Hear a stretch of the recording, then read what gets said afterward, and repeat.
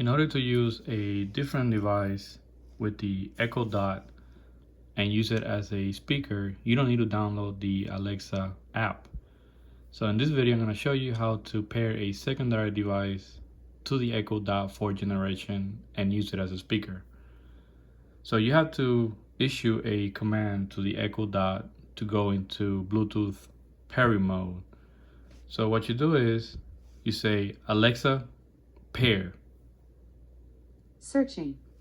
As soon as you I hear don't that, see anything to connect. go settings. Check the device you'd like to use and make sure Bluetooth is turned on.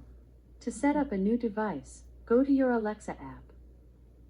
Then you go to Bluetooth settings, make sure Bluetooth is turned on.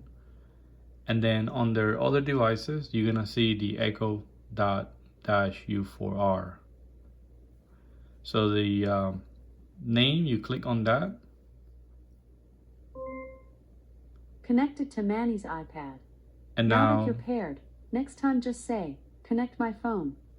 Now the Echo Dot is paired with the iPad, so if you want to play something, let's say out of YouTube, I have some Dragon Ball Z here, you press play. You can increase the volume here.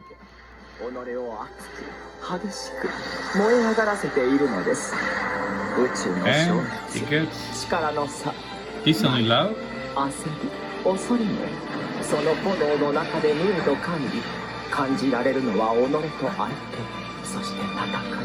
That's basically how you pair the Echo Dot 4th generation to another device without needing to download the Alexa app. If you have any questions, leave your comment below and please subscribe.